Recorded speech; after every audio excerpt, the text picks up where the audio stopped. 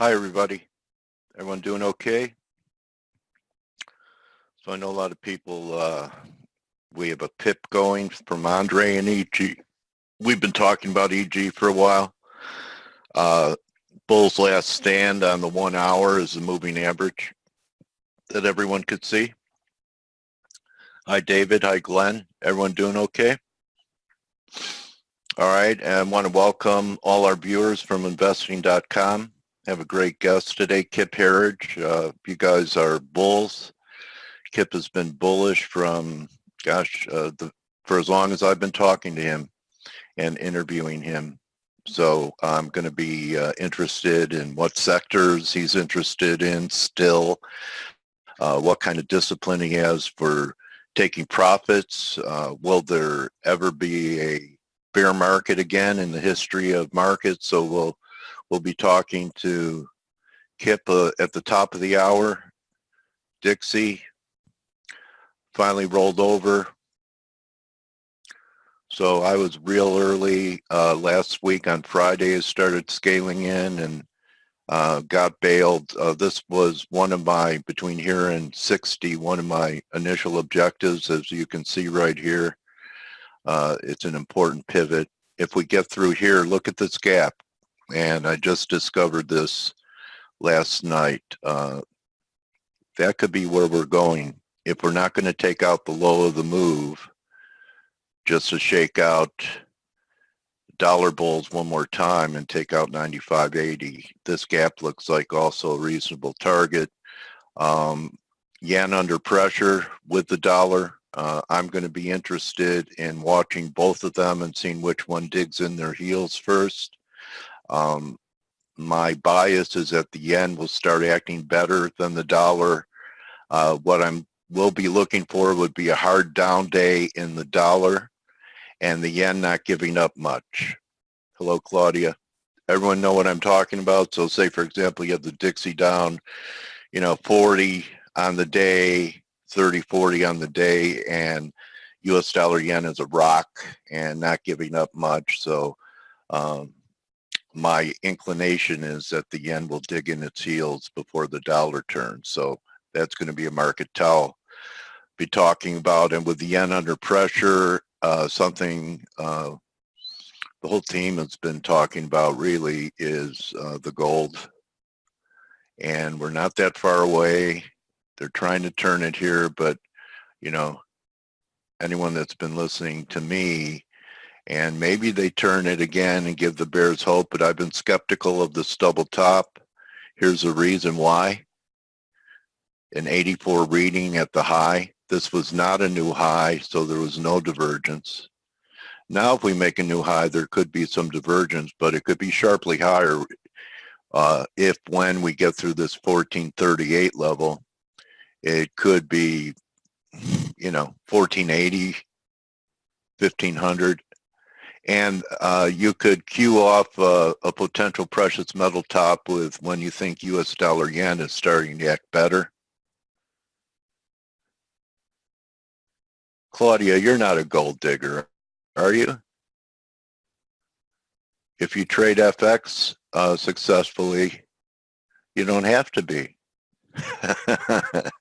All right, so we'll see. I don't believe in this double top. Something else that's happening, just want to show this on TLT. We're not open yet, but again, unusual formation can happen more in stocks or ETFs because they close. But I just wanted to show TLT. Here we are. Okay. So you see this day here, which was the third drive up here, and the high of this day was 133.39, and the low of this day was 133.51. So there was a 12-point gap. On the employment number, we left a gap to the downside. The high here was 33.22, so not even close to filling the gap. Well, close, 30 points away, right? But it's an island. Okay, and we're getting a 2-week reversal signal. Last week we didn't have one, even though we had that big down day. This week we're getting one. So with 1 day left, the off number was 130, 281. So we're 140 points away. Pretty negative. Next stop is about 130. We'll see if we could get back inside this wedge. There. So there you go. And then if we get back inside this wedge, we'll see what happens with the, not the return line of the wedge, but the trend line of the wedge. So when you're looking at uptrends, the bottom line is your trend line. And the top line, I don't know if you guys know, it's called a return line. So let's see if it returns to the return line. Okay. And let's see, anything else I really wanted to cover here? You know what I want to really cover here is this.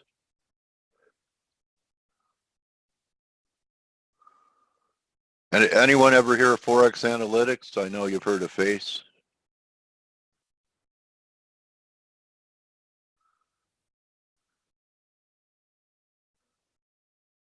Thank you, Amanda. So look at this. The guys are active. Winner. Big winner. Andre on fire on Kiwi. Andre entering Euro Pound. Blake riding the bull market in gold. There's his target, 1455. We get through that 1440 level, Blake's target will be there. And look at Grega. So look at all these winning pattern and plays. So very good week for the team. There's no I in team, right? And, you know, guys, I challenge you to find a place where you could, in one stop, get Elliott, harmonics, basic, sticks, and macro on anything you're looking at. And also, this FACE webinar is brought to you by Forest Park FX. Okay. Hi, Kurt. So there's no law against having more than one account, and you can be reimbursed if you're an active trader or get a rebate check. Call Trent Justin. I know a lot of traders have more than one account, one for day trading, one for swing, one for position trading. So these guys are very responsive, they're ethical, and they're going to be looking to help you. They help themselves by helping you. It's kind of our mantra here at ForexAnalytix. We feel that if we're helping you, we're doing our job. So every week we come in here, we look forward to helping traders, build them up and edify them. And here's an example of how we do it. Blake Morrow, good morning to you. Hey, good morning, Coach. How you doing? Good, buddy. So some follow through to the downside in the dollar. Nice gold pip, Blake, and good hold. You know, the people talk about making a good call. That's one thing. Then executing on the call is the most important thing. Well, thanks. And then the toughest thing is holding it. Well, let me be clear here. Yesterday, you know, thanks for the compliment, but I'll tell you, I'm not the best gold trader in the world.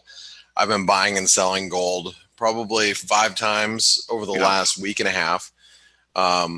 Now, I mean, ultimately, I guess if you go, well, if you just bought it and sold it, let me see, like, you know, if I bought it, if I bought it where I'm looking here, bought it at, you know, let's say 1392, and currently it's trading at 1419. I've probably made the equivalent, maybe even a little bit more, out of the multiple trades that I've been long. However, yesterday I did trade it frustratingly poorly. So I do want to take some shine off of your compliment here. I bought it at 1390, not last night, the night before last, at 1390 on this dip. So when it, 1390, I owned it down here, right? So right here, I guess this is an hourly. So this is like 2 nights ago. So I bought it here because I know it dipped down into the 80s 2 nights ago, because Chi asked me, hey, you gonna buy he was asking me, like, this is as I came back from Montana on our vacation. He said, hey, you gonna buy it down here? And I said, yeah, I'm gonna pick it up at 1390. So I picked it up at 1390 on this dip. And then yesterday on this rip up, I sold it at 1402. And I was like, woo, yeah, I made a nice little, gain. But, look at it now. I mean, so did I do that well in it? I mean, I made some money. I could have made just a lot more money. But I guess ultimately over the, multiple times that I've traded gold on the long side, the last, couple of, week and a half or whatever, I've done really well with it. And I've probably exceeded what that pattern in play is. But remember, the patterns in play that you see here are more biases. I tend to trade in and out of these positions. And I know sometimes the team, you take somebody like Steve, I'll speak on his behalf. He tends to take a position and sit in it, where, I tend to be a little bit more actively scalping. Usually it's because of the sizing of my positions. I tend to take pretty big sizes. And so it's harder for me to sit in a big position, long or short, something, whatever it may be. Excuse me 1 second. Let me just grab a drink. So anyway, now, going into yesterday, and let's talk about like the euro and everything else. Well, first of all, the euro's got a little bit of a bull flag formation. We are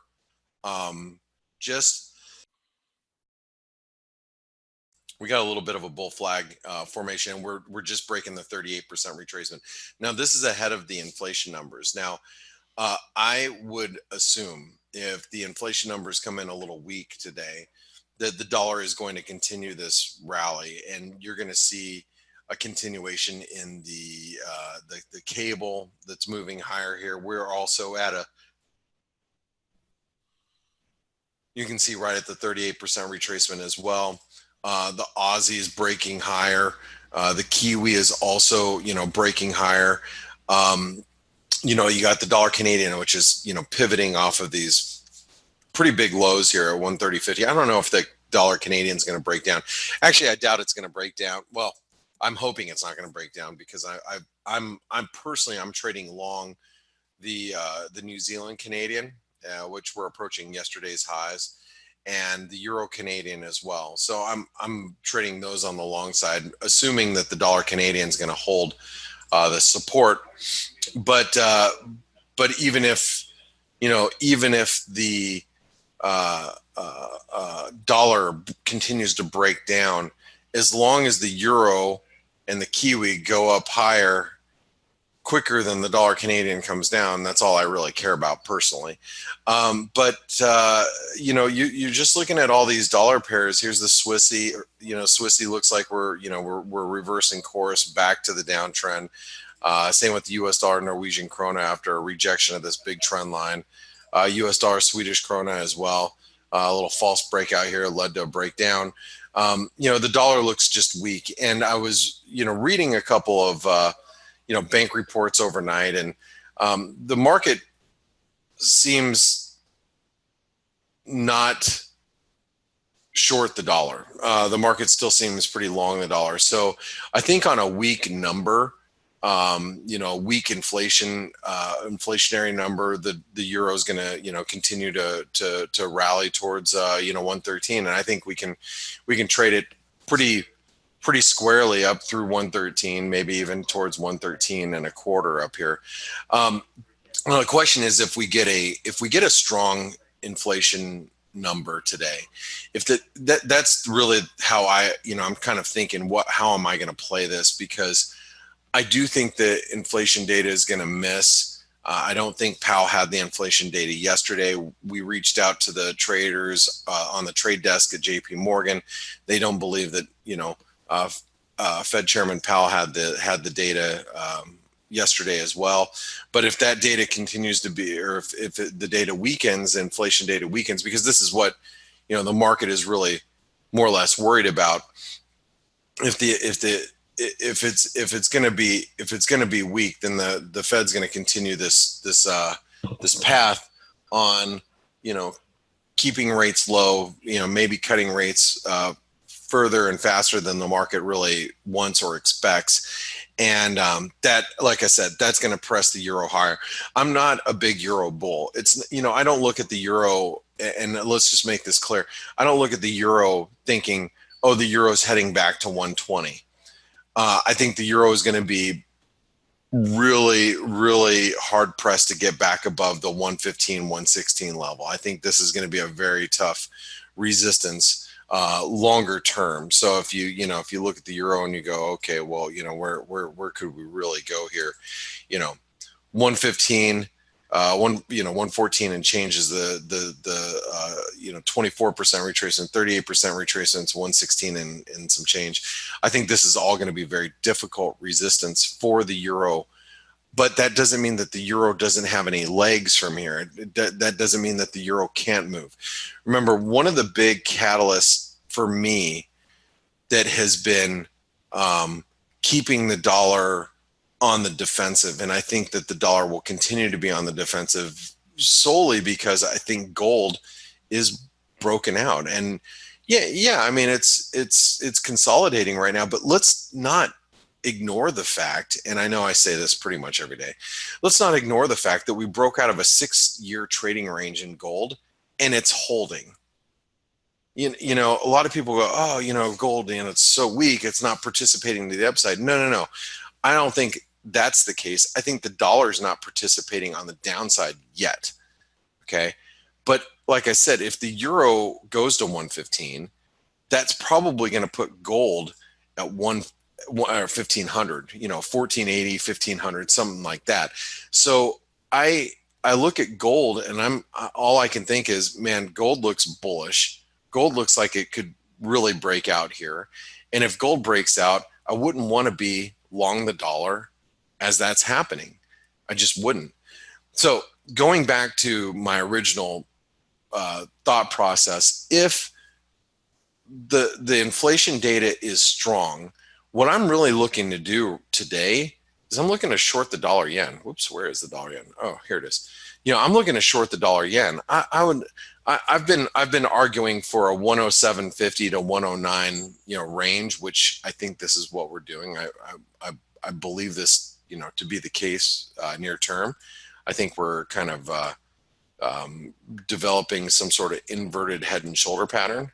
Looks like this. But what does that mean for today? Well, for today, we could do this. Like that. I think that any rally to 108.50, I want to be a seller. So if we can get a rally in the dollar yen because of a stronger inflation number, I'm down with that. I'm really down with that. If CPI comes in better than expected, the euro is going to pull back to 112.65. Dollar yen might push back up towards 108.30 to 108.50. I'm a seller up there. I'd like to play this, on the short side, and then eventually, look for a continuation higher, because I do believe that stocks are still strong here, and I think stocks are going to stay strong going into, some sort of China deal. All right, but near term, and I'm talking near term. When I'm talking near term, I'm talking today. Today, I'd like to actually be a seller of the dollar yen on any pop. Now, there's no guarantee that I'm going to get that. I'm just hoping for a stronger. I'm just hoping for a stronger inflation number. That's really what I'm hoping for, because it's hard for me to play a weak number, because I don't own the euro right at this moment in time. I don't own the euro. I'd like to buy the euro because I think the euro could make an easy move up to 113 and change. I just hate chasing the market. as most of you know. But can't ignore the fact that we got a bull flag pattern. So if we start pressing into new highs because of a weak number, you kind of got to chase it. It's just the question is, how far are you going to go? I mean, again, 113 and change is what I'm looking for today in the euro on a weak CPI number. And like I said, we're not guaranteed to get a weak or a strong number. I'm just kind of giving you guys an overview of how I feel about either situation, and I'm ready to take advantage in either such situation today as well. I don't have any dollar positions on at the moment. I am playing the Canadian crosses, so therefore I'm pretty open to unbiased and open to playing either side at this moment. I have been playing the dollar on the short side the last 24 hours. Yesterday after Powell's testimony, I've been I bought the euro probably 3 or 4 times on this rally and did well with it. So now I'm just trying to figure out what I want to do from here, and I think that either a strong CPI print or a weak CPI print is going to provide us some opportunities ultimately. So with that being said, I want to welcome Stelios is probably here. Good morning, Stelios. We got a little bit of a boost in the cable this morning. Hello, good morning. So why is the cable bid up? The cable's never bid up. Yeah, actually, good question. I don't know if somebody can help me, but I don't see why. We had the Bank of England Financial Stability Report, which was released, but really nothing extraordinary. Maybe it's because the pound has been underperforming for 9 weeks now. Maybe it's old-fashioned short squeeze. Yeah, I don't know, but it's. I mean, to be fair, the dollar is losing against most majors. Yes, the pound is slightly outperforming, but I personally don't see any particular reason. I mean, we had euro pound, which again got rejected at 90, which we've talked about, and Steve has talked about, and you've talked about in the past. It's a pretty good resistance. So I actually did manage to sell a tiny bit there at 90. I wrote it in the chat room yesterday. But I don't see anything in particular that's Joe Perry was on Real Vision. Joe Perry from the ForexAnalytix team was on Real Vision TV, Raoul Paul's network, if you guys are not familiar with it. Building his case for a short euro pound position. I actually had, and I'm so frustrating. I had an order to sell at 90.17 or 90.19. I can't remember exactly where my order was, but I missed it by like 7 to 9 pips. And what I was hoping for is us to take out this channel resistance just enough to trip some stops, and then I was going to reverse, and then we just hit that channel resistance to a T. And yesterday I didn't sell it at 90 cents, and I'm at this point I'm frustrated that I didn't. But that's you look at the euro pound. I mean, risk reward favors shorts here, as long as we stay below, let's just say 90.20. And that is Joe's case on Real Vision. Now, he also explained via harmonics and Elliott waves, other reasons why he was selling it up there. But you can find all that on ForexAnalytix, because on ForexAnalytix, the euro pound, you'll notice that we have basic technical analysis, harmonic Elliott wave patterns, and you can get all the analysis from here. But basically, it was building a case for a confluence of a reversal. Now, as far as the euro pound goes, below 89.50, and then if you're short, you'll feel much better about being on the short side there, because you'll take out that channel support. So maybe this cable is just an old-fashioned pound squeeze here. So that may be the case. So Stelios, what else do you have going on? What else do you see that's really moving the market today? Well, it's going to be all about, it has been from yesterday, all about Powell. And we have CPI in a few minutes, as you know, and Powell kind of surprised a little bit to the on his dovishness, and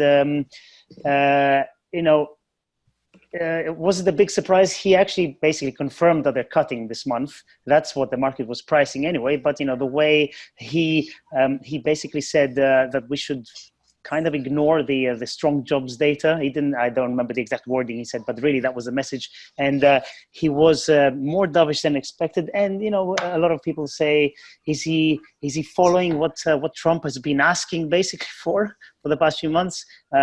You should say no, but really, we're human beings. You don't know what everybody has in his head.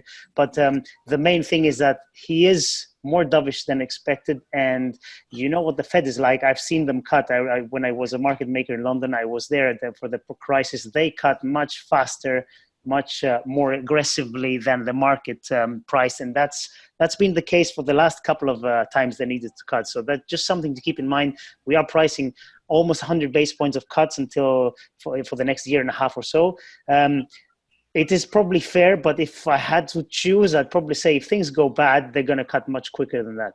So, and let's to his defense, let's not forget that the Fed sees things that we don't see, and absolutely, yes. There's a lot of metrics that they see that we don't see as market participants, spawning from analysts, bank analysts, all the way to us. So that is true. That is very true. But there is a counter argument to that as well. They seem to not see things that are very obvious to everybody. Yeah, and that's and that it doesn't mean that he's bending a knee to Trump necessarily, but that's how it's probably being viewed at this moment. So hey, I've got to get to trading the CPI number. But good morning, Steve. Hope good morning, Blake. Well.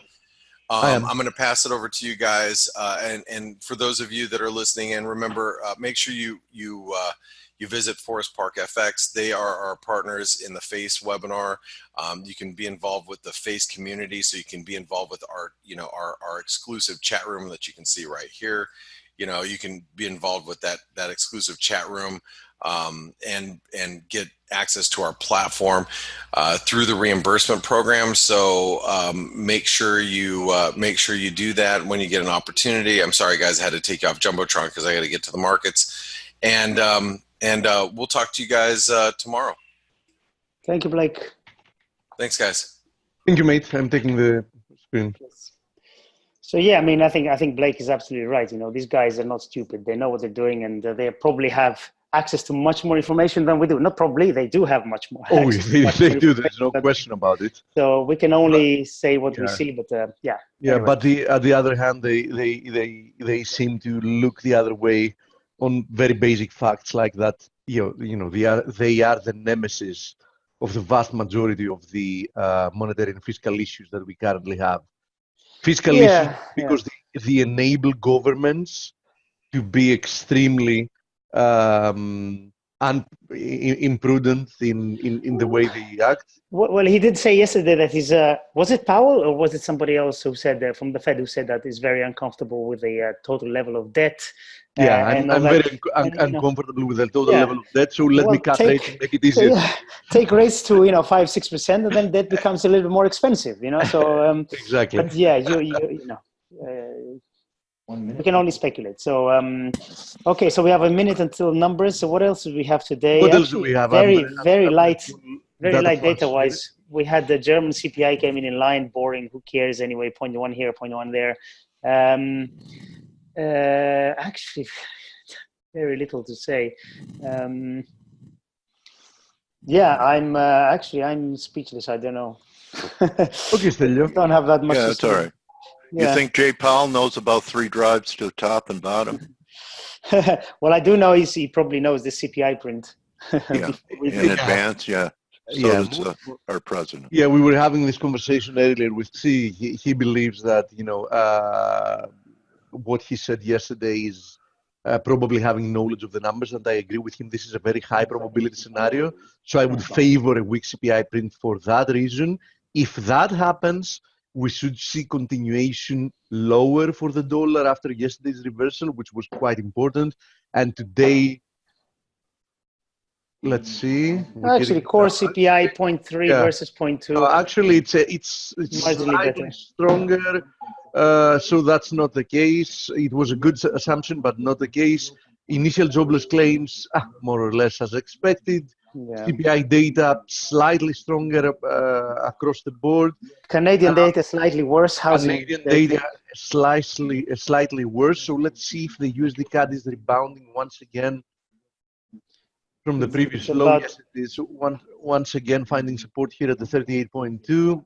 But as we've said, 130 is key, which is like 60 pips lower. That's like a major confluence of supports for the USD Canada.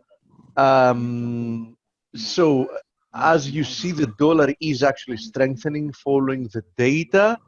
Now, will that produce continuation? I'm assuming that the market will likely remember Powell's comments yesterday about inflation.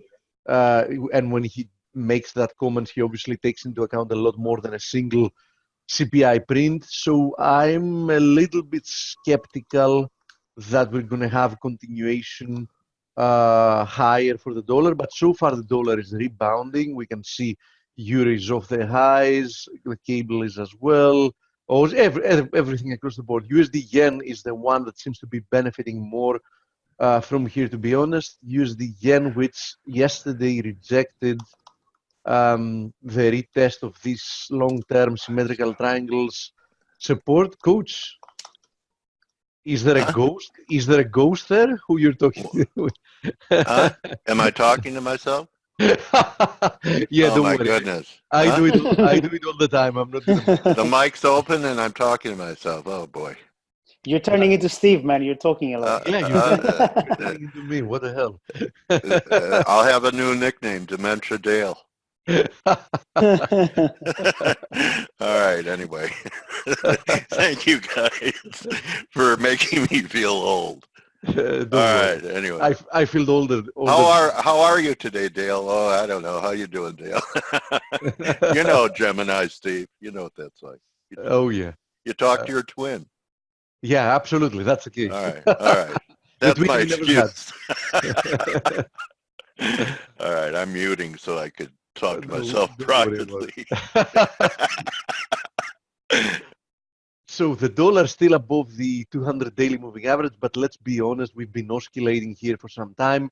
I have to admit that, you know, there are two possible ways to view this price action, and, you know, don't feel bad if you really don't have a high conviction at the moment. That's not because you can't read the market, it's because the market lately is rather difficult to read. And, you know, the dollar, which we know that, you know, it's a major component of whatever happens to markets. As you see, you know, on one hand, you know, it had been moving lower, but on the other hand, momentum was lacking. Now that we rebounded higher, we seem to be breaking above this descending channel.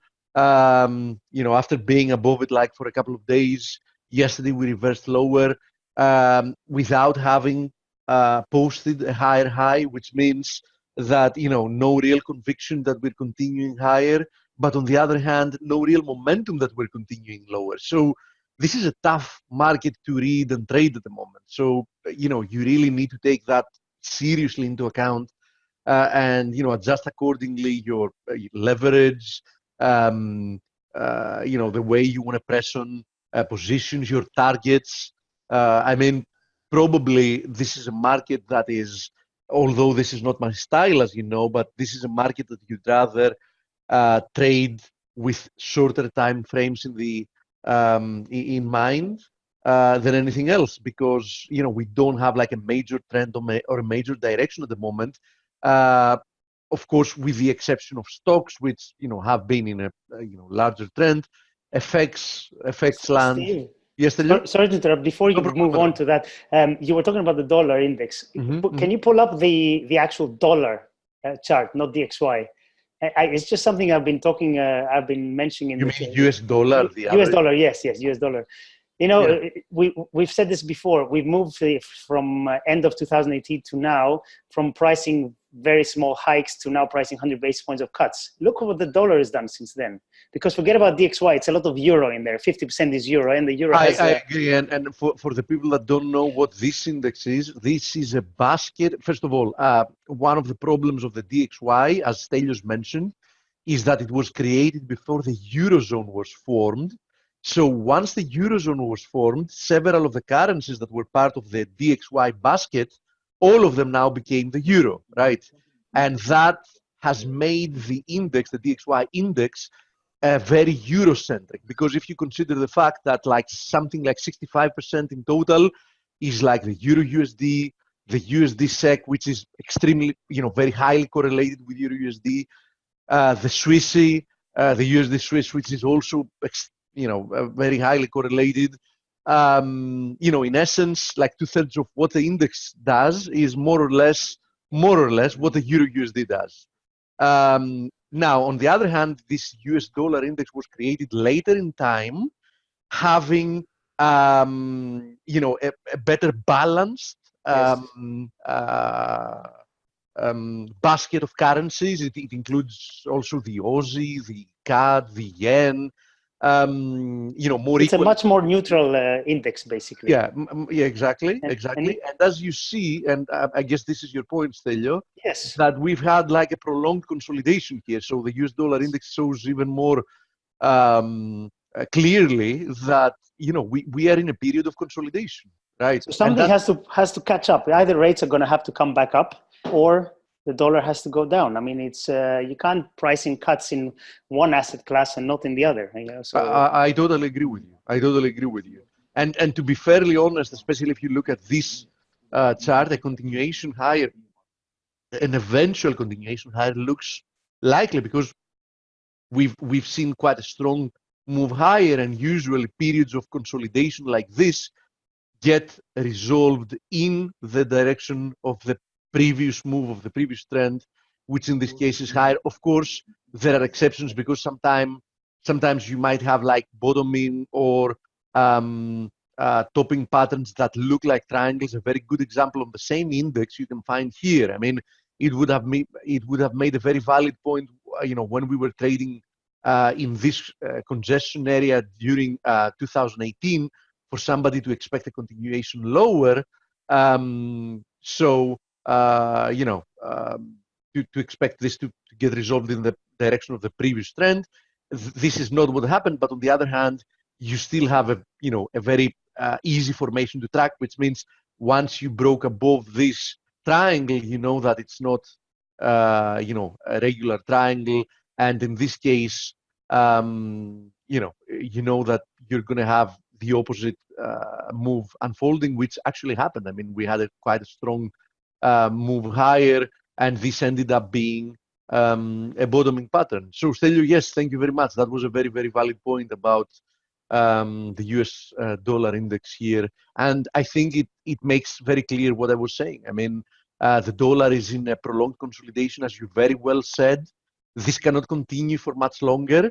And this is an extra reason why I think you should be quite prudent, because sooner rather than later, I do expect that we're going to have a breakout, and then we're going to see a nice, healthy move with momentum.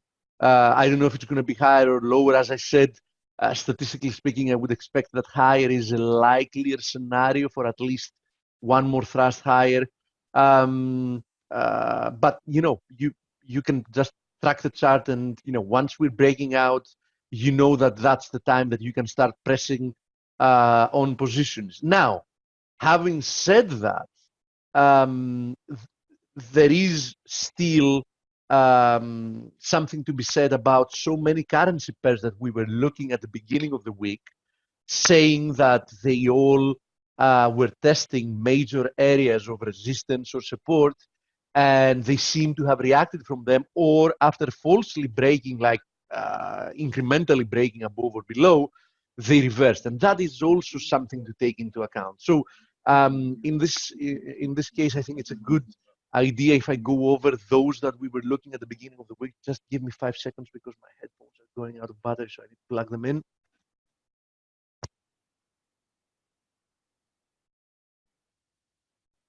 Okay, done. So let's start from the cable because I think it's one of the most interesting. We were looking 2 days ago at the chart when we were actually testing this trend line support.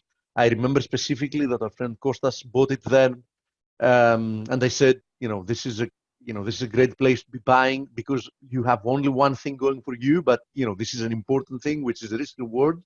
We were testing this trend line, and by drawing that trend line as well, you get in your hands what looks like a descending wedge. Of course, it is not a descending wedge until you break above the wedge's resistance, but we were definitely testing a trend line support, so that could count for something, and it did. Now, would I be bullish the cable here? No, I wouldn't. But if we do break above this trend line resistance, I will. I mean, I would expect a continuation higher. The RSI was already diverging here on the daily. We found the support, and if we break through resistance, I think that at the very least, initially, we should see an extension to retest once again this solid resistance. I mean, we found resistance multiple times in this 127.60, 127.80, 90, whatever zone. So at the very least, I would expect that with a break above like 126.30, we should at least extend 50, 60 pips to retest that resistance area. And, a break above there is going to be an even more important bullish signal since, as I said, just a few seconds ago, this zone has been capping any rebound that we've had in cable since mid-May. Okay, so breaking above there is probably going to trigger, several stop losses or new positions, and that is definitely something to take into account. Now, having to do with Euro USD, I would be a little bit skeptical here, and the reason is simply the fact that I was looking at this ascending trend line, ascending channel and its trend line support specifically. When we were moving lower, we broke below it, and for the time being, we seem to be retesting it as the resistance. So before I turn bullish the Euro USD and more bearish the dollar, I would want to see the Euro USD taking out again this trend line, in which case, I'll know that it's not really important anymore. So, it shouldn't be considered, as a resistance line anymore, in which case we will still be in the more basic pattern scenario here, which is we had the descending wedge, we broke above it, we came down, almost retested it, and we still have the potential of moving higher. But as we've seen in the dollar index and the US dollar, a few minutes ago, as you see, there is not like a clear upside momentum here. So you have one thing going for you here as well, which is the risk reward, but not confirmation, not yet at least. What seems to be more, lively here is the USD Swiss. This is one of the charts we were showing at the beginning of the week, saying that this move lower has been in a megaphone formation, expanding triangle. You can call it whatever you want. It's the same exact thing that you're describing. We were looking at this chart when we were actually testing resistance.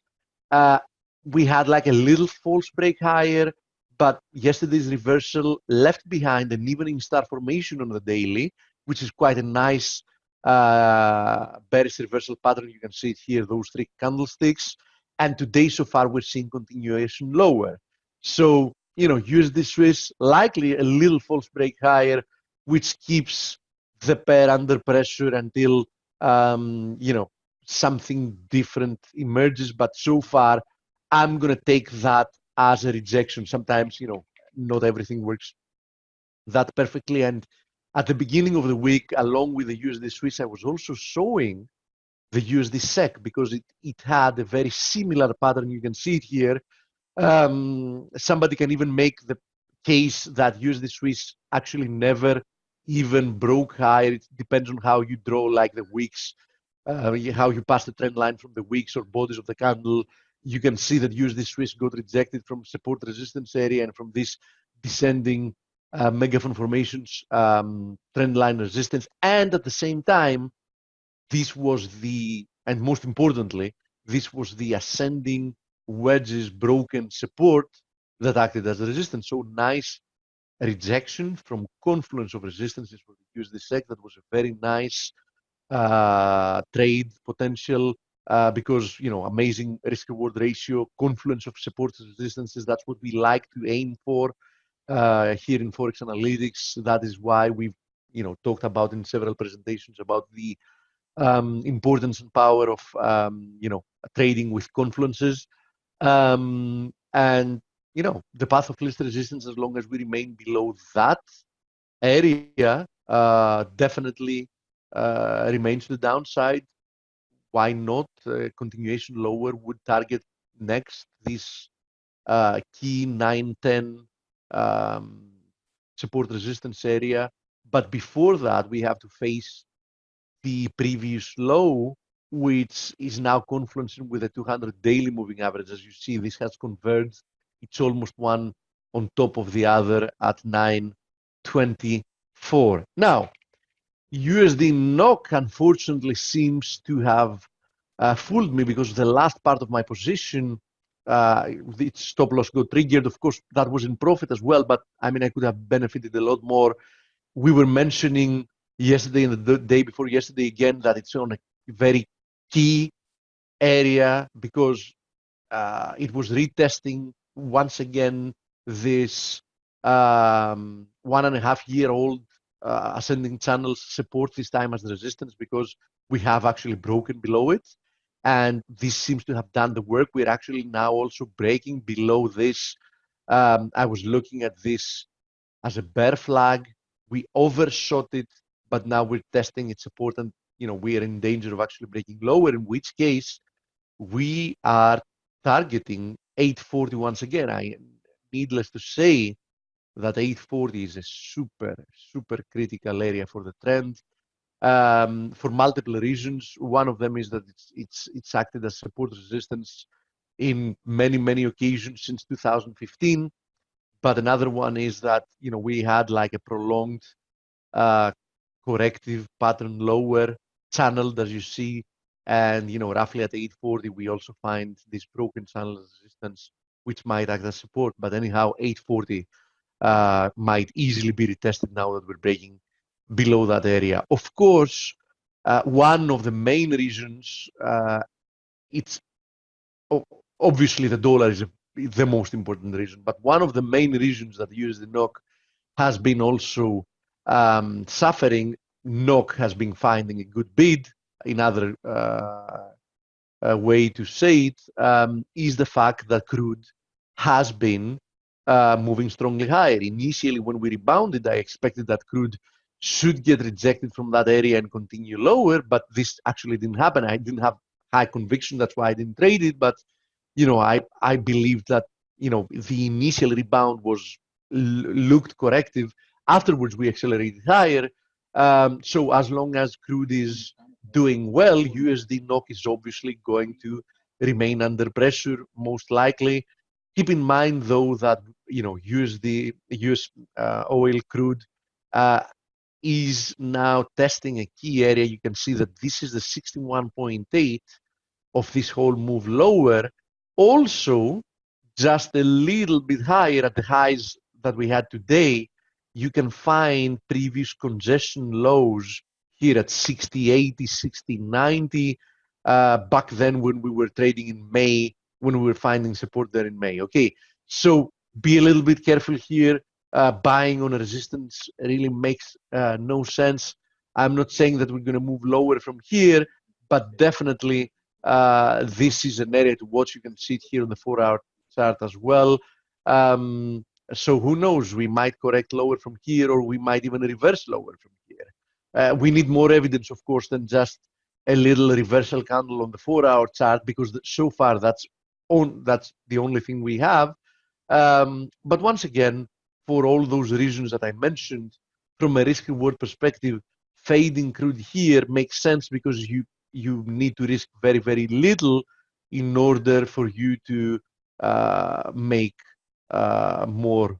Now, having to do with euro pound, you can view it as an ascending channel, as Blake had, but my preferred interpretation, as I've been showing for days, and I'm showing it again because I think it's one of the better opportunities out there at the moment, is this, the ascending wedge that I have here on the daily, in combination with this nice RSI divergence that divergence that has been ongoing since the beginning of the year, and most importantly, this long-term descending channels resistance, nice triple confluence, and we're currently, if I need to add one more, we're currently, of course, the day is not over yet, but we're currently working on posting an evening star formation on the daily chart. So adding another element here, a shorter term element, one of the most potent reversal patterns that you can find on a candlestick chart, which is the evening star formation. The opposite is the morning star formation. Now, what is missing? What is missing is a lower low. At the same time, in this case, it's going to be a break below this ascending wedges support. Where is that?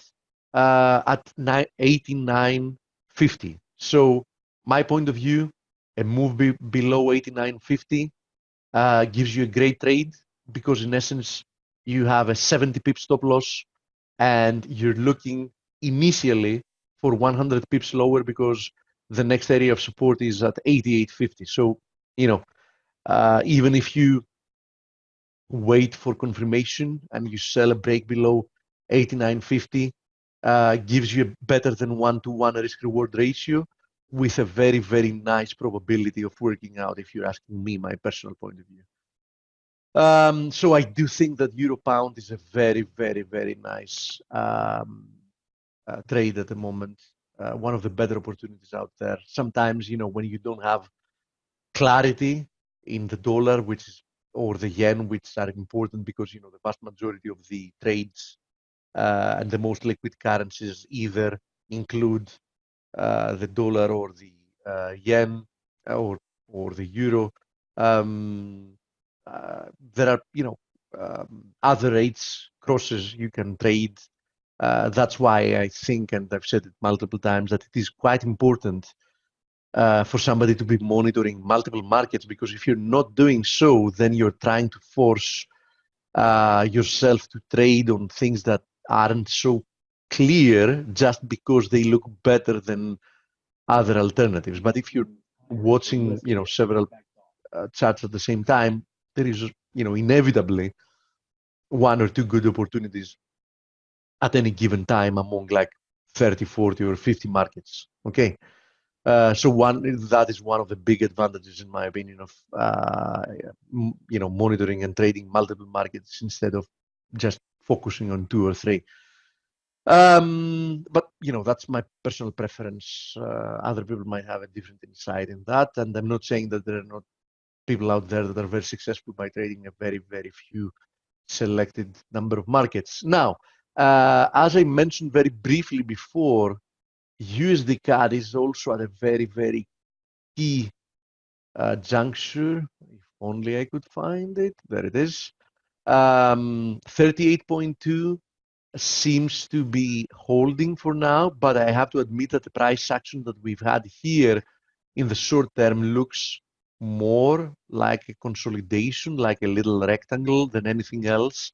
And that is something that you usually expect to be resolved in the direction of the previous trend, which in this case is lower.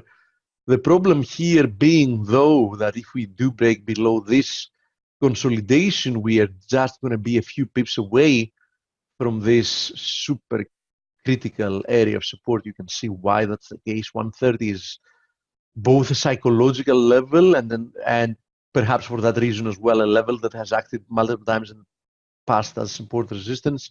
But most importantly in this case is the area from which this ascending channel's support passes from. Keep in mind that this ascending channel dates back to July 2017, which makes it 2 years old.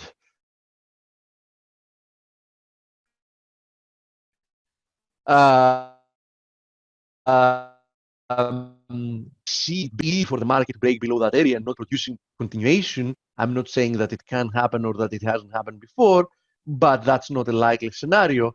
So if we break below this little consolidation and then we break below 130, I think that we're going to see a lot more weakness coming through from the USD CAD. Okay, so you like it to the upside.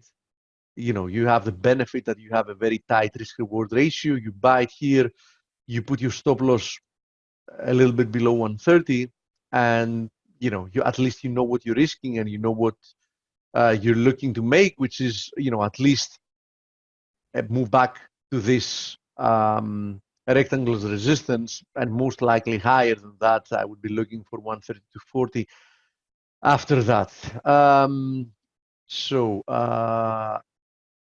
Let's have a look at the bonds, because I wanted to mention them yesterday and I forgot to do so. If you remember, I was looking for an eventual correction lower in the bonds, and unsurprisingly, that's what happened once we broke below this. Last time we looked at them, we were actually testing support of this ascending channel.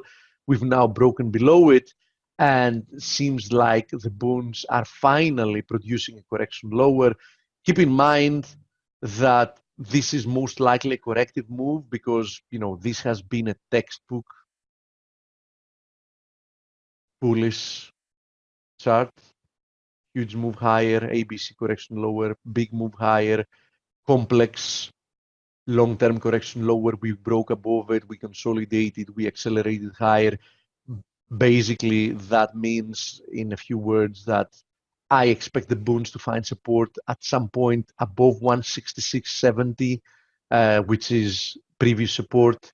Might happen a lot higher than that. I'm just saying that, worst case scenario, would expect a move towards 166.70.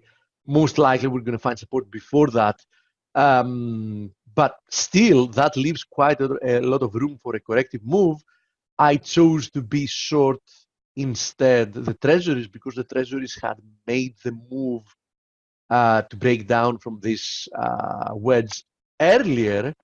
Unfortunately, my bad luck is that immediately after I took that position, the bonds started underperforming the treasuries, which hadn't been the case. The opposite had been the case for a long period of time.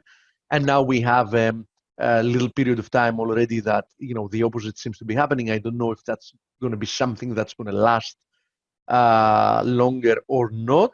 Of course, this divergence explains the move lower that we've seen in the dollar and the rebound that we've seen in Euro USD. So it's not nothing like magical.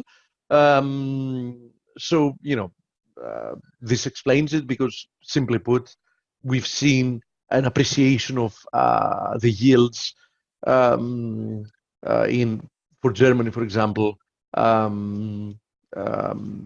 happening in a faster pace than the equivalent in treasuries during the past few days. Coach, do we have an interview, by the way, today? Super Bull Kip Harridge is with us. Super Bull. Okay, not just a bull, a Super Bull. Yeah, Kip is a super guy. Okay. And as long as I've been talking to him, he's been constructive to bullish and talking about these higher levels for a few years now. So corrections didn't shake his conviction, and here we are at new highs. So that should be a good interview. That is very important to hear. I mean, it's not easy. No, it isn't. It's not easy to remain bullish in such a prolonged trend that has gone against logic and fundamentals multiple times. So kudos to him. Good for him. I'm sure that he thinks it hasn't gone against fundamentals. So some of the things that we worried about, obviously, the S&Ps did not. If his base case is that valuations make sense up here, and that's why he's bullish, well, we'll find out. Kudos to him for being lucky, if you're asking me. And I know he's probably listening in. I have no problem having a healthy debate. I'm just saying, if he realizes that monetary policy is the thing that's supporting it and he's going with it, kudos to him, in all honesty. Yeah, it's not luck. When you've been doing this for decades, you can't call it luck anymore, Steve. Ask me again once I see what he has done after the market's reverse, for good. Okay, well, all right. I'll ask you in 2021 I doubt it. It's going to take after the long. Democrats win. That's my guess. Anyway, so No, thank you, Steve. it is very likely, but give me a Yeah, second because I don't think the S&Ps are going to like Bernie Sanders I have no or doubt. Kamala Harris or any of the Democrats that They are going to moving left. They are going to like modern monetary In theory. fact, they're trying to turn America into Greece. What a tragedy. I doubt it. It seems that you're headed southern than that. That's hard to believe, but at least we have a high bar to go for. That is very true. That is very true. I agree. Okay, buddy. I had a question about USD ZAR. Give me 1 second. Oh, yeah.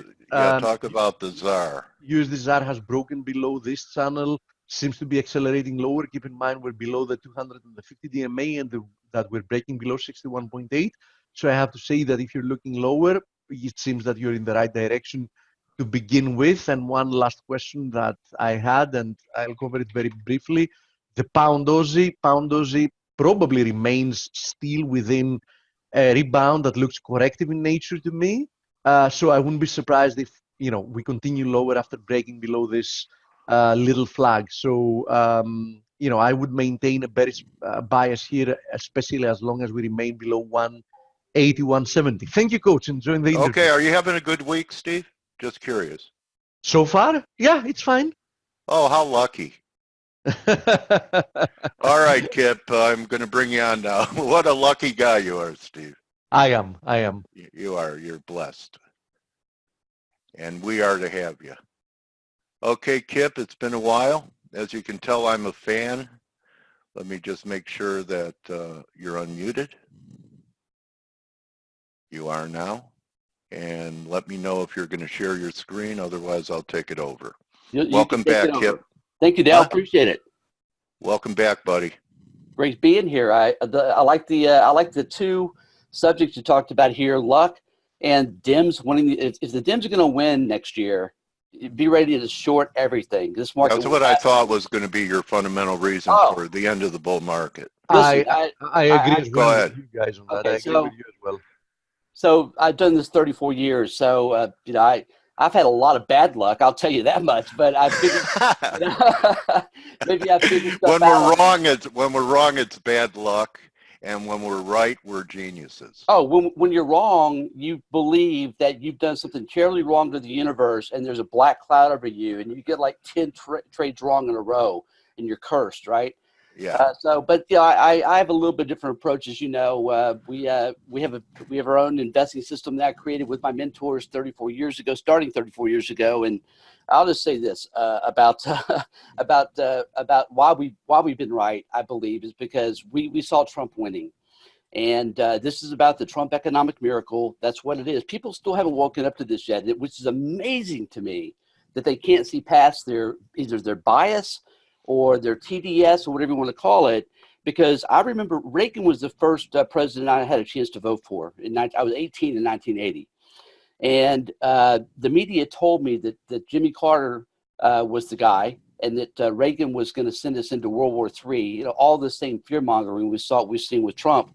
But, the market, the economy took off. I became a broker in 85.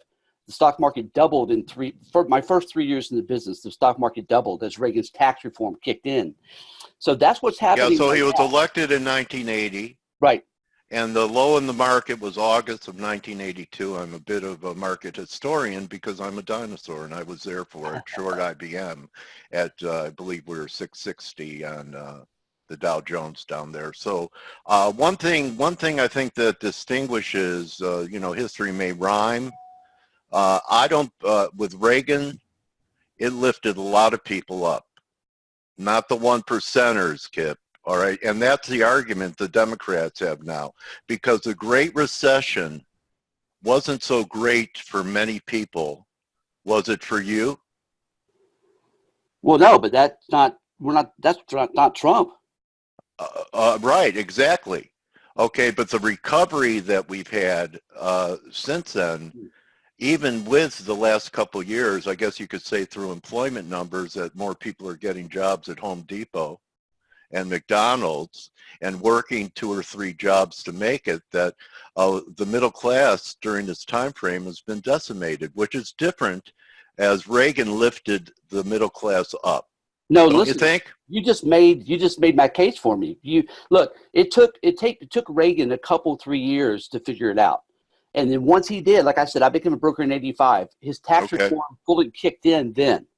All right. And then the market doubled in 3 years. So the combination of tax reform, deregulation, and a pro-business environment, as long as he gets reelected, I mean, we're going so much higher. I mean, we're All going. right, give me a number. Give me 50,000. an S&P number. 50,000. 4,000? I'm a Dow Jones guy. 50,000 by the end of 2024, second term, and it'll probably be higher because the sentiment is so incredibly bearish. You know, we got That's very true. In fact, I had a guy on Monday who, follows sentiment, and here we are pushing all-time highs, and there's so many bears out there that's part of his rationale for 3250 S&Ps or so going into the fall, where we might have another correction.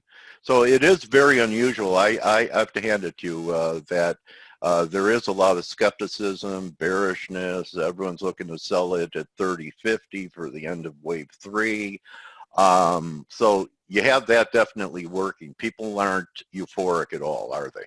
No, and there's a macro event globally that's happening right now that I hear almost nobody talking about, and we've been focused on this for about 1.5 years, and is that globalism is dying, thank God, being kicked to the curb, being replaced by nationalism, populism. Everywhere we look, all over the world, I can name you 12 countries this is happening in, okay? Trump didn't start it. You know, it started in Hungary and Poland and then Brexit and then Italy, you know, Trump and all this, right? So this is hugely bullish because we're taking down big government, right? The elites that ran everything are being kicked to the curb. It is no accident, by the way, I don't think, that you're seeing some of these pedophiles now that are being arrested, right? This was the arena they played in. All these criminals are being taken down, being replaced by exactly what's happening here in the U.S.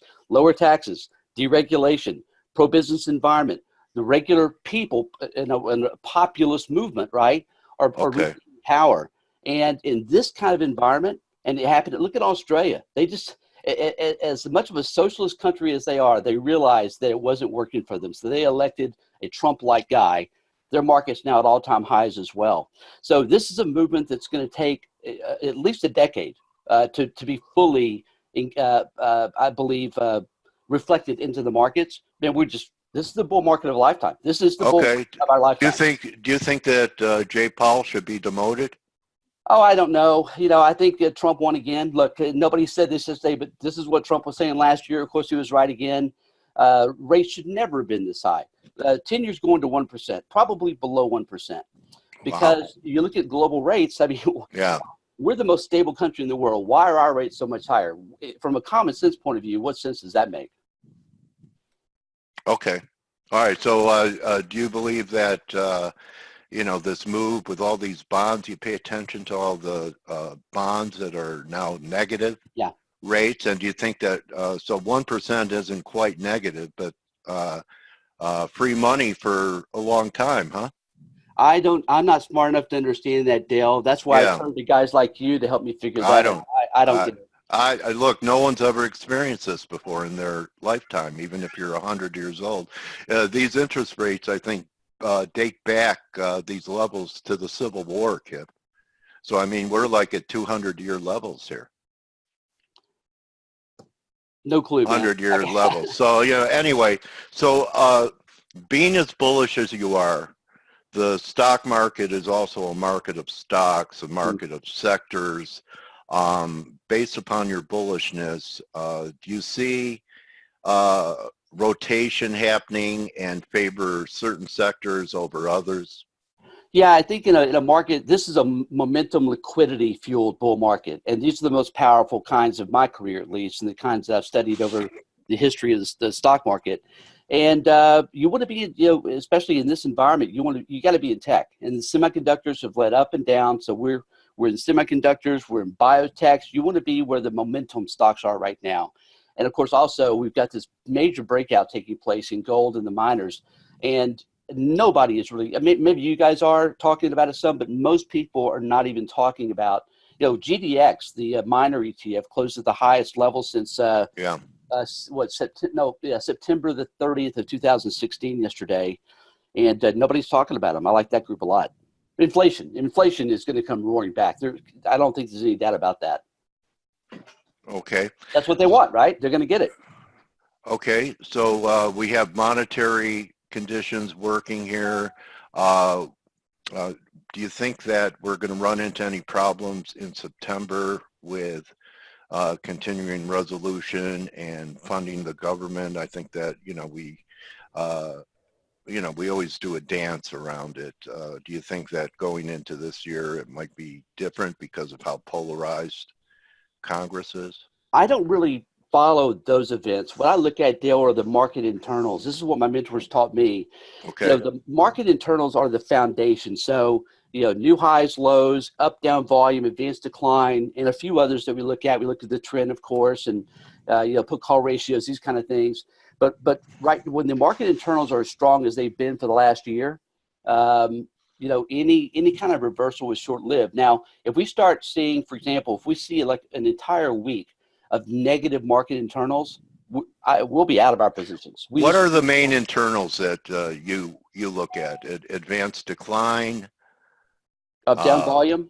Up, down volume? And 52-week highs to lows. Okay, and they're all confirming new highs here? Oh, all conforming, all at new highs, all-time highs. Okay. And this is something that, again, my mentors wrote it down and tracked it on paper every day. This is what they did, and they taught me some really good habits. When I was 23 years old, I'm 56 now. It's hard to believe I'm even saying that. Okay. But, so the internals are. You're a young guy. You're just a pup, Kip. So there are certain momentum indicators I follow, and then if you could see my screen. The last confirmed high on the monthly chart was January 2018. Okay, so that's quite a long time. And then we had that little pullback, and then we had a rally to new highs before the sell-off late last year. Okay, and that was a big sell-off. And now we made a new high here. And I have a lower RSI, and this is a monthly. It's very macro. And now we're making new highs here, and the divergence is glaring on the monthly. And let's just go, the divergence is glaring on the weekly, showing the same thing, making new highs, not even close. So we're diverging on some momentum indicators, maybe not the internals that you're looking at. Does that matter to you at all? I mean, go ahead. It's not something that I follow, and I listen to you guys, and I want to pay attention to these, but it's not part of my investing system is made up of 12 screens. It's 70% fundamental, 30% technical, and right now we're at 10 out of 12 screens flashing bullish. And we've seen that we're almost 11 to 12. We're just a little bit overbought right now.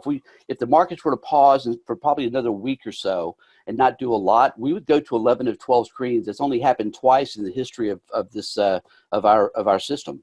What's your average duration of your holds on positions, Kip? Boy, I don't have that. I can tell you that I wished I had sold these positions when we had big gains last year before October, November happened, December happened.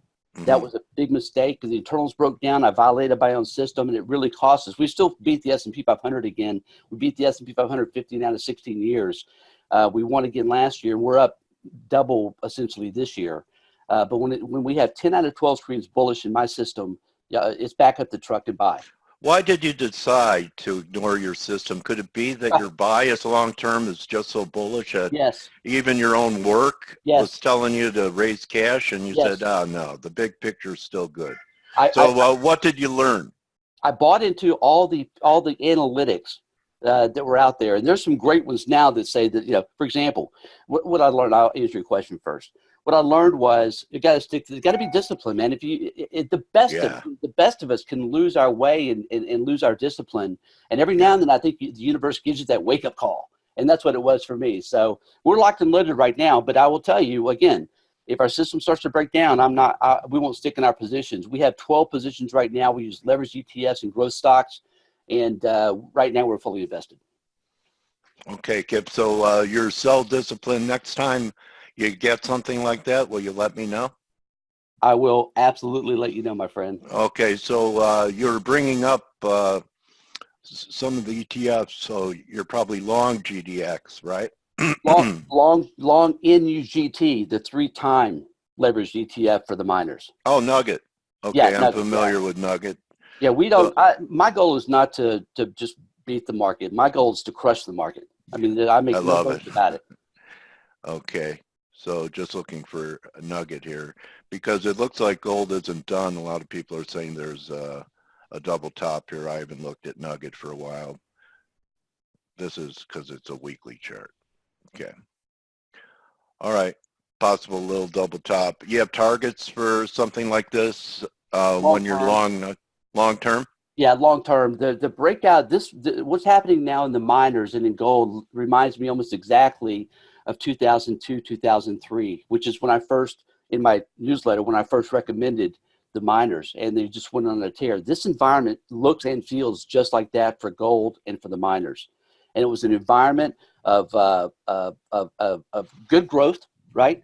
But lower rates. And then the market took off. You know, if the Fed had not hiked rates 17 straight times from 2004 to 2006, we wouldn't have had the financial crisis that you were just talking about a minute ago. But this is the preamble to that, and this is really when you want to own silver. Silver's got some work to do. You know, Okay. silver's got to get back above a lot. It's got a lot of resistance ahead, but gold is broken out, as have the miners. Okay, so look, any feeling on what's happening in the energy sector? Do you like that sector as well? Been under some pressure, but you know, I was always told that when the market's really rolling, it's techs and oils that lead. So what do you think? I Oils. agree, and for us, we do a lot of relative strength chart work. And for example, since beginning last November, the miners began to outperform gold, and that was the buy signal for us. And so we're seeing now the same thing in energy stocks. Energy stocks for the last, really, they've had, I believe it's since last October, energy stocks have been leading oil. And again, that's the buy signal you want to look for. You always want to see the underlying equity outperform the commodity itself. That's the buy signal, and that's happening both in energy and in the miners right now. Hey, look, you're getting a new subscriber. Well, thank you, Dale. I don't know, I never did this before, but you're definitely part of my intelligence gathering universe. So you're very welcome, Kip. So everyone, here's Kip's homepage here, and you can learn a lot about him. I've already done ask Kip about his journey. And Kip, so what's your service here? I see you offer a free blog. Are you, besides your blogs, you're running money, you're managing money as an RIA, or what's the business model again? No, just purely a publisher. I published 3 different letters, and that's what I've done for 15 years after I left Wall Street. And that's it. I have the VRA letter. We have our options program, and another one that we're launching right now. Okay. All right. So interesting. So it's really, do you send out alerts, or people just would read them once a week or every day? Or tell us a little bit about the VRA Insider. It's a daily update. It comes out. As a matter of fact, I just sent the one out this morning before this interview started. And then many times, you know, if there's something happened, then I'll send out more than one update a day. But it's at least once a day. And we have a 2 free week offer. Anybody has an interest, come and check it out. See if this is a good fit for you. It's not for everybody, because I cannot. You're aggressive. I mean, you come right out and say it. Yeah. You're aggressive. What's the worst drawdown since you've been doing this that you've had? And I know we've had a bull market, but there have been periods of, you know, 10, 20% corrections. I'm not even going back to 2008. What's the worst drawdown on your aggressive portfolio say in the last 3-4 years. You know, I take a lot of pride in being out of the market during big corrections. And again, that was not the case last year. We were up big going into October. So the biggest drawdown I've had has been this last year. But we stuck in. We were aggressive buyers in December, especially December 24th at the bottom. And we averaged down on our position. So it really saved us. But the drawdown was about 30%. It was painful. Okay. Yeah, I've been there. Yeah. I've experienced actually 100% drawdown at certain times in my career earlier I'm with you, on. brother. Okay, so Kip, stay bullish. The economic miracle led by nationalism. Let me just ask you one thing.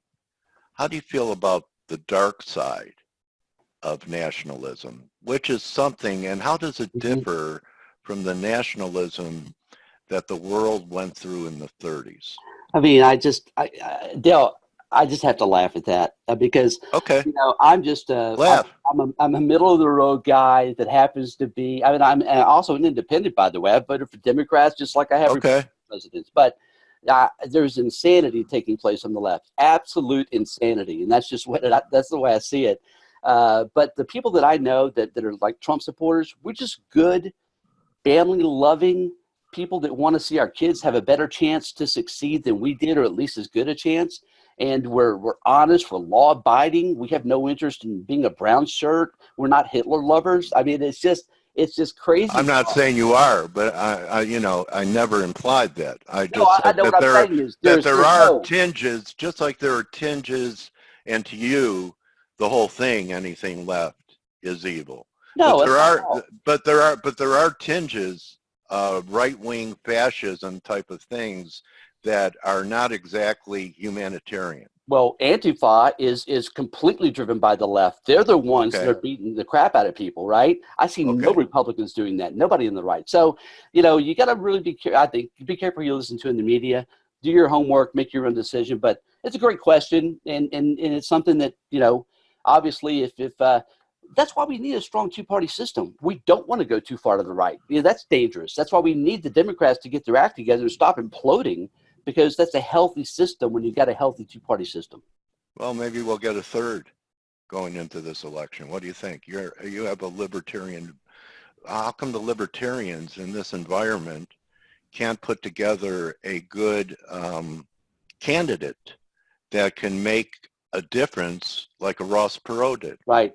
Well, I was on the board of the Libertarian National Congressional Committee for a couple of years, and I saw it firsthand start to change, where it deviated from being just libertarian to it started attracting some crazies. I mean, real crazy people got involved because they thought, well, you mean like John McAfee, who wanted to get the nomination I've interviewed John.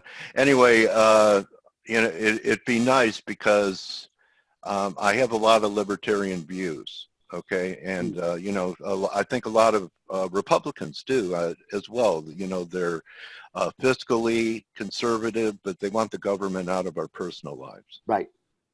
So, and that's only getting worse, and that's a real concern that I have, along with law enforcement. Look, I recognize what's happening here, and you know, look, Trump's a big law enforcement guy, and they're answering to no one right now. That's a dangerous environment. Those are the kind of things that we can agree on. No privacy. Law enforcement overreaching, you know, that's why we need a strong two-party system at least, right? Yeah. You know the expression, what good is money, it can't buy you happiness? What do you think of the opposite? What good is happiness? It can't buy you money. Well, money, I'll answer it this way. Money may not make the world go around, but it certainly helps pay for the trip. Oh, that is beautiful. I'm going to end it on that. Can I use it? It's yours. All right, Kip, you're my trading warrior brother. Thanks so much for hanging out with us. And 50,000 Dow by what was the year?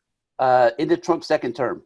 End of Trump's second term, 50,000 Dow. If he loses, sell everything, go short everything. And go to where?